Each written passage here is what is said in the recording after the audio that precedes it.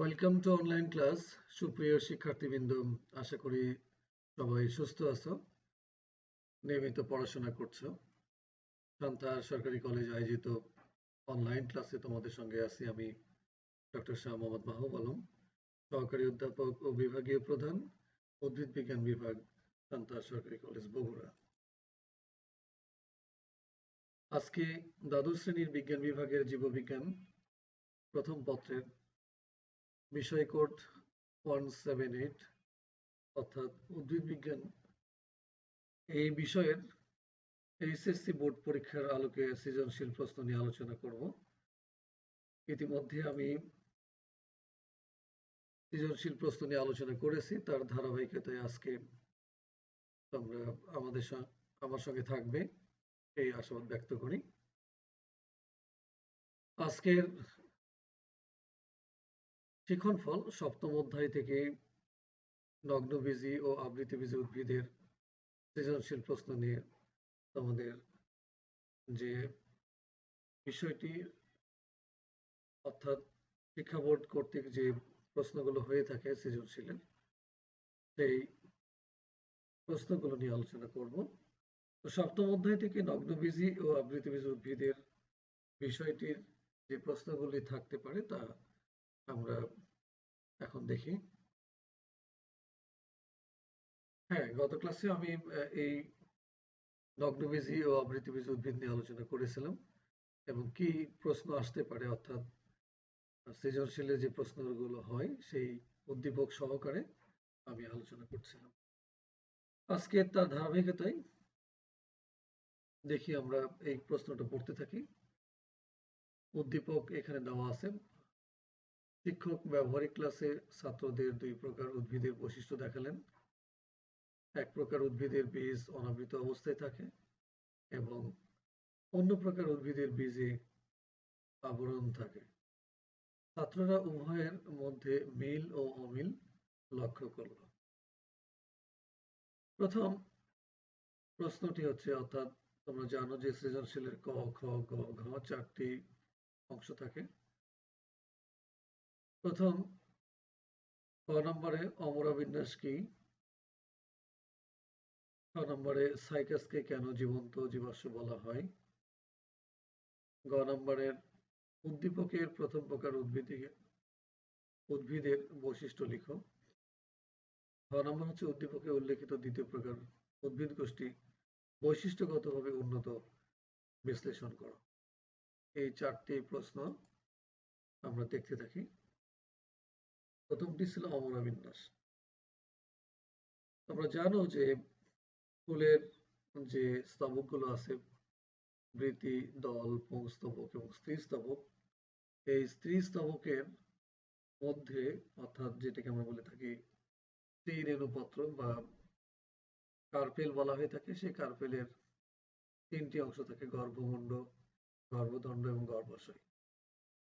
এই ঠিক গর্ভাশয়ের ভিতরে যে টিস্যু থাকে, টিস্যু থেকে ডিম্বক উৎপন্ন হয়, তাকে অমরা বলে। অর্থাৎ গর্ভাশয়ের প্রাচীর গাত্রে হতে পারে, অথবা গর্ভাশয় আলাদা আলাদা প্রকোষ্ঠে বিভক্ত, অর্থাৎ একটি গর্ভপত্র হলে একটি যদি গর্ভপত্র হয় কোনো ফুলের, তাহলে গর্ভাশয় চেম্বার হবে, প্রকোষ্ঠ হবে একটি। যদি দুটো গর্ভপত্র হয় তাহলে গর্ভাশয় চেম্বার হবে দুটি। ঠিক এইভাবে তিনটি হলে তিনটি প্রকোষ্ঠ, চারটি হলে চারটি প্রকোষ্ঠ এবং পাঁচটি হলে পাঁচটি প্রকোষ্ঠ লক্ষ্য করা যাবে। তোমরা ইতিমধ্যে খেয়াল করেছো যে জবা ফুল পালভেসি গোত্রের, যেটি প্র্যাকটিক্যালি তোমাদের দেখানো হয়েছে, সেই পালভেসি গোত্রের অমরাবিন্যাস আমরা দেখেছি যে গর্ভাশয়ের প্রাচীরের ভিতরে পাঁচটি প্রকোষ্ঠ। কারণ হচ্ছে গর্ভমুণ্ড তোমরা দেখতে পাও যে জবা ফুলের পাঁচটি আলাদা, কিন্তু গর্ভদণ্ড একত্রিত হয়ে একটি মনে হচ্ছে দণ্ড তৈরি করে। কিন্তু গর্ভাশয়ের সেকশন যখন আমরা করেছিলাম প্রাচীরের গাত্রে, কিন্তু বা গর্ভাশয়ের ভিতরে পাঁচটি প্রকোষ্ঠ লক্ষ্য করা গেছে। ঠিক গর্ভাশয়ের ভিতরে যে তোমার প্রাচীর গাত্রে হতে পারে, অথবা গর্ভাশয়ের বিভেদ অর্থাৎ চেম্বার, যে প্রকোষ্ঠগুলো তৈরি হয় সেই প্রকোষ্ঠ বা চেম্বারগুলোর যে ব্যবধায়ক ওয়াল, সেখান থেকে কিন্তু অমরা তৈরি হতে পারে। তাহলে গর্ভাশয়ের ভিতরে যে টিস্যু থাকে এটা কিন্তু প্যারেনকাইমা টিস্যু বলা হয়ে থাকে। গর্ভাশয়ের ভিতরে যে প্যারেনকাইমা টিস্যু তৈরি হয় এবং এই প্যারেনকাইমা টিস্যু থেকে উৎপন্ন যে ডিম্বকগুলো উৎপন্ন হয়, ওভিউল বলা হয়ে থাকে, তাকে আমরা অমরা বলবো, প্লাসেন্টা। এই গর্ভাশয়ের ভিতরের অমরাগুলো যে বিশেষ নিয়মে, অর্থাৎ গর্ভাশয়ের প্রাচীর গাত্রে হতে পারে বা প্রকোষ্ঠের প্রাচীর গাত্রে হতে পারে, যে বিশেষ নিয়মে বা যে বিশেষ বিন্যাসে অমরাগুলো বিন্যস্ত থাকে তাকে আমরা অমরা বিন্যাস বলি। ঠিক আছে, তাহলে এই অল্প একটি এই ক নম্বরের উত্তর যেহেতু 1 নম্বর পূর্ণমান 1, অতএব এই কথাটুকু লিখলেই তোমাদের হবে। 6 নম্বরে ছিল সাইকাসকে কেন জীবন্ত জীবাশ্ম বলা হয়। এটি কিন্তু একটু কেন বলা হয় তোমাদের এলাবোরেট করতে হবে। 2 নম্বর আছে, সাইকাস উদ্ভিদ সাইকাডেলিস বর্গের অন্তর্গত।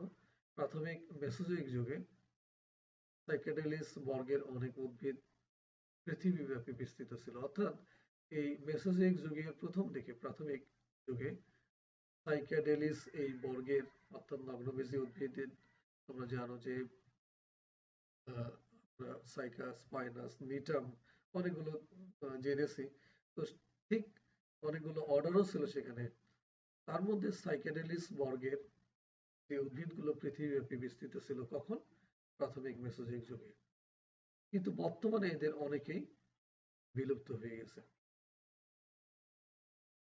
তোমরা এই মেসোজোয়িক এরা সম্পর্কে একটু জানা দরকার, যে প্রাথমিক মেসোজোয়িক যুগে আমরা বললাম যে সাইকাডেলিস বর্গের উদ্ভিদগুলো পৃথিবীব্যাপী বিস্তৃত ছিল। তো মেসোজোয়িক এরাটা দেখো, the Mesozoic era is the age of the dinosaurs and lasted almost 180 million years. তাহলে মেসোজোয়িক এরাটা ছিল, তোমরা ডাইনোসরের কথা শুনে থাকবে, ডাইনোসর দের আবির্ভাব ছিল এই সময়, এবং এই এরাটার ব্যাপ্তিকাল ছিল 180 মিলিয়ন ইয়ার্স, 180 মিলিয়ন বছর। ফ্রম দ্য অ্যাপ্রক্সিমেটলি, সরি আমার একটু ঠান্ডা লেগেছে,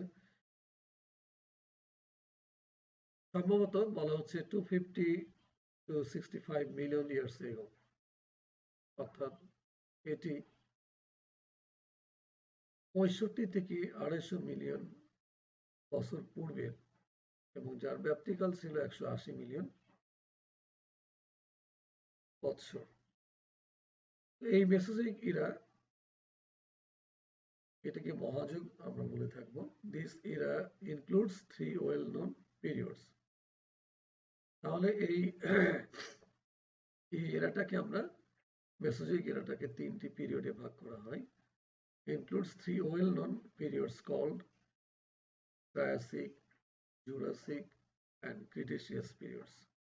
তাহলে দেখো যে ট্রায়াসিক ছিল প্রথম দিকে, জুরাসিক এন্ড ক্রিটেসিয়াস। তো তোমরা জুরাসিক পার্ক একটা সিনেমা দেখবা যে ডাইনোসর নিয়ে, এটি হচ্ছে হলিউডের একটা বিখ্যাত সিনেমা ছিল জুরাসিক পার্ক। ঠিক এই সময় ডাইনোসরের উৎপত্তি বা ডাইনোসরের যে বিচরণ ছিল গোটা বিশ্বব্যাপী, ঠিক সেই সময়টাইতে কিন্তু আমাদের মেসোজোয়িক ইরা ছিল। এবং আমাদের সাইকাস যে উদ্ভিদ তোমরা জেনেছো যে, এবং এটি সাইকাডেলিস বর্গের, এই উদ্ভিদটাও কিন্তু গোটা পৃথিবীব্যাপী বিস্তৃত ছিল। তো এই হচ্ছে তোমাদের মেসোজোয়িক ইরা নিয়ে কথা, যে আমরা এখানে উল্লেখ করেছি যে মেসোজোয়িক যুগে, আসলে এটা হবে প্রাথমিক মেসোজোয়িক যুগে সাইকাডেলিস বর্গের অনেক উদ্ভিদ পৃথিবীব্যাপী বিস্তৃত ছিল, কিন্তু এখন এই উদ্ভিদটি কি হয়েছে? বিলুপ্ত। এদের অধিকাংশ প্রজাতি কিন্তু বিলুপ্ত হয়ে গেছে। এদেরকে পাওয়া যায় জীবাশ্ম হিসেবে, অর্থাৎ ফসিল হিসেবে। আমরা দেখবো যে উদ্ভিদগুলো বিলুপ্ত হয়েছে, কিন্তু তাদের কাণ্ডের অংশ, পাতার অংশ বা পাতার সাপ বা যে কোনো পার্ট হতে পারে, মূল হতে পারে, এগুলো কিন্তু ফসিল হিসেবে পাওয়া যায়। এই বর্গের সাইকাস সহ 9টি গণের প্রায় 100টি প্রজাতি এখনো পৃথিবীর বুকে টিকে আছে। এদের অনেক বৈশিষ্ট্য এই আদিকালের বিলুপ্ত জীবাশ্ম সাইক্যাডসের বৈশিষ্ট্যের অনুরূপ এবং আদি প্রকৃতির। তাহলে যেসব তো বিলুপ্ত হয়ে গেছে তাদেরকে আমরা ফসিল হিসেবে দেখতে পাচ্ছি, জীবাশ্ম হিসেবে, কিন্তু এই সাইক্যাডেলিস বর্গের সাইকাস সহ আরো 9টি গণ, এই সাইকাস গণের সঙ্গে আরো 9টা গণ আছে, জেনাস আছে, এবং তাদের সর্বমোট 100টি প্রজাতি এখন পৃথিবীর বুকে টিকে আছে। তাহলে এদেরকে কেন জীবন্ত জীবাশ্ম বলতেছি? যে এই গুটি কয়েক প্রজাতি যে পৃথিবীব্যাপী, অর্থাৎ আহ, এই যে সাইক্যাডস গুলো বিলুপ্ত হয়ে গেছে জীবাশ্ম হিসেবে, অর্থাৎ যে সমস্ত উদ্ভিদ আদিকালে ছিল এখন বিলুপ্ত, তাদেরকে আমরা সাইক্যাডস বলে থাকি। এই সাইক্যাডস এর বৈশিষ্ট্যের সঙ্গে 100টি প্রজাতি, যে গুটি কয়েক প্রজাতি সাইকাস গণের সাথে 9টি গণের এই প্রজাতির উদ্ভিদগুলো যে বেঁচে আছে, এদেরকে এই কারণে আমরা জীবন্ত জীবাশ্ম বলছি। কারণ জীবাশ্ম উদ্ভিদ সাইক্যাডস এর সঙ্গে এদের প্রচুর মিল ও বা বৈশিষ্ট্যের একদম হুবহু মিল আছে এবং এরা আদি প্রকৃতির। এই জন্য সাইক্যাডস সহ বর্তমানকালের সকল সাইক্যাডস কাকে বলা হচ্ছে? যে সাইক্যাডেলিস বর্গের সদস্যদেরকে সাধারণভাবে সাইক্যাডস বলা হয়। তাহলে এই সাইকাস সহ বর্তমানকালের সকল সাইক্যাডসকে জীবন্ত জীবাশ্ম বলা হয়। ক্লিয়ার? হ্যাঁ হ্যাঁ, এই কথাগুলো লিখলেই তোমার ক নম্বর উত্তর হয়ে যাবে। 4 নম্বর গ নম্বর প্রশ্ন ছিল যে উদ্দীপকে উল্লেখিত যে উদ্ভিদের এদের বীজ অনাবৃত ছিল, তো এদের বৈশিষ্ট্যগুলো কি কি হতে পারে? তোমরা সেই 3 নম্বর কোশ্চেনের আলোকে আমাদের লিখতে হবে। যে উদ্দীপকে ছিল যে 3 নম্বর কোশ্চেন, দেখো যে এটি হচ্ছে উদ্দীপকের প্রথম প্রকার উদ্ভিদের বৈশিষ্ট্য লিখো। তাহলে প্রথম প্রকার উদ্ভিদ ছিল এক প্রকার উদ্ভিদের বীজ অনাবৃত অবস্থায় থাকে, অর্থাৎ প্রথম প্রকার ছিল অনাবৃত এবং অন্য প্রকার উদ্ভিদের বীজ আবরণ ছিল। তাহলে আমরা ক্লিয়ার হলাম যে বীজ অনাবৃত থাকা মানে এই উদ্ভিদগুলো হচ্ছে নগ্নবীজী উদ্ভিদ। এই নগ্নবীজী উদ্ভিদের বৈশিষ্ট্যগুলো তোমাদের লিখতে হবে। প্রধান উদ্ভিদ দেহটি স্পোরোফাইটিক এবং অসময় রেণুপ্রসূ, অর্থাৎ হেটারোমরফিক। আমরা বলেছি যে ওদের লাইফ সাইকেল কিন্তু হেটারোস্পোরাস হচ্ছে ওদের অসম রেণু প্রসূতা, অর্থাৎ একটা রেণু বড় হবে, একটা ছোট হবে, একটা মাইক্রোস্পোর আর একটা মেগাস্পোর, যে কারণে এরা হচ্ছে অসম রেণু। উদ্ভিদ সর্বদাই জলজ এবং মৌজ, অধিকাংশ বৃক্ষ গুল্ম জাতীয় এবং বহু বর্ষজীবী। পাতা দুই প্রকার, বাদামি বর্ণের স্বল্পপত্র স্কেল লিফ এবং সবুজ বর্ণের পর্ণপত্র। কাণ্ডের গায়ে পত্রমূলের স্থায়ী চিহ্ন থাকবে। এই ক্যারেক্টার গুলো তোমাদের অনেকগুলো আছে, তোমার এখানে যেহেতু 3টি মার্কস থাকে, তোমাদের ন্যূনতম 6টি লিখতে হবে। উন্নত পরিবহন টিস্যু বিদ্যমান, তবে জাইলেমে ভেসেল থাকে না এবং ফ্লোয়েমের সঙ্গে কোষ থাকে না। তবে একটা ব্যতিক্রম এখানে আছে, নিটাম উদ্ভিদে জাইলেমে ভেসেল থাকে। পুষ্প সরল এবং একলিঙ্গ, পুংপুষ্প মাইক্রোস্পোরোফিল এবং স্ত্রী পুষ্প মেগাস্পোরোফিল দিয়ে গঠিত। পুং রেণুপত্র ঘনভাবে সজ্জিত হয়ে স্ট্রোবিলাস বা কোণ তৈরি করে। গর্ভপত্র মিলিত হয়ে বদ্ধ প্রকোষ্ঠ বা গর্ভাশয় গঠন করে না, তাই ফল তৈরি হয় না এবং বীজটা অনাবৃত থাকে, এটি কিন্তু বা বীজটা নগ্ন অবস্থায় থাকে। স্ত্রী রেণুপত্রে গর্ভমুণ্ড বা গর্ভধারণ না থাকায় পরাগরেণু সরাসরি নিম্নপ্রান্তে পতিত হয়। সকলে বায়ু পরাগে আকিগনিয়া সৃষ্টি হয়। শস্য হ্যাপ্লয়েড, কারণ নিষেকের পূর্বে গঠিত হয় এবং দ্বিনিষেক ঘটে না। এটি কিন্তু একটা গুরুত্বপূর্ণ ক্যারেক্টার যে শস্য এন্ডোস্পার্ম হ্যাপ্লয়েড আর দ্বিনিষেক ঘটে না। ব্যতিক্রম কিন্তু এফিডরা, এখানে দ্বিনিষেক ঘটবে এবং শস্যটা ট্রিপ্লয়েড হবে। জীবনচক্রে অসম আকৃতির যৌনক্রম বিদ্যমান, অর্থাৎ স্পোরোফাইটিক যৌন দীর্ঘ এবং গ্যামেটোফাইটিক যৌন সংক্ষিপ্ত। এই ক্যারেক্টার গুলো তোমাদের লিখতে হবে। এগুলো অনেকগুলো ক্যারেক্টার আমি এখানে দিয়েছি, তার মধ্যে তোমাদের যে ক্যারেক্টারটি ইম্পর্টেন্ট ছিল সেগুলো কিন্তু উল্লেখ করা হয়েছে। এখন 4 নম্বর যে প্রশ্নটি ছিল, অর্থাৎ ঘ নম্বর উদ্দীপকের ঘ নম্বর প্রশ্নের উত্তর হচ্ছে যে দ্বিতীয় প্রকার উদ্ভিদের থেকে দ্বিতীয় প্রকার যে উদ্ভিদ ছিল বীজ আবৃত ছিল, তারা উন্নত, এবং এটি একটি বুঝিয়ে বলো, অর্থাৎ নগ্নবীজি থেকে আবৃতবীজি উদ্ভিদ যে উন্নত, একটু তোমাদের উল্লেখ করতে হবে এখানে এবং একটু বিশ্লেষণও করতে হবে।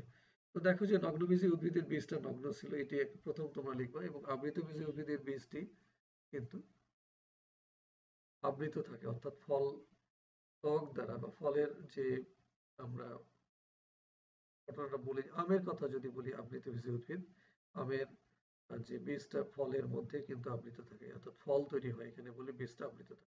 এটি একটা ক্যারেক্টার। উন্নত বৈশিষ্ট্য, এবং আমরা যদি টিস্যুর কথা বলি যে উন্নত পরিবহন টিস্যু বিদ্যমান, তোমরা দেখলা যে নগ্নবীজী উদ্ভিদের ক্ষেত্রে কিন্তু জাইলেমে ভেসেল এবং ফ্লোয়েমের সঙ্গীকোষ থাকে না। একটি ব্যতিক্রম ছিল ডিটাম উদ্ভিদ, কিন্তু আবৃতবীজী সকল উদ্ভিদের উন্নত পরিপূর্ণেশে বিদ্যমান, অর্থাৎ জাইলেমে ভেসেল ফ্লোয়েমের সঙ্গীকোষ উপস্থিত। আরেকটি হচ্ছে যে ফুলের গর্ভপত্র বা গর্ভকেশরে গর্ভাশয়, গর্ভমুণ্ড, গর্ভদণ্ড দ্বারা গঠিত।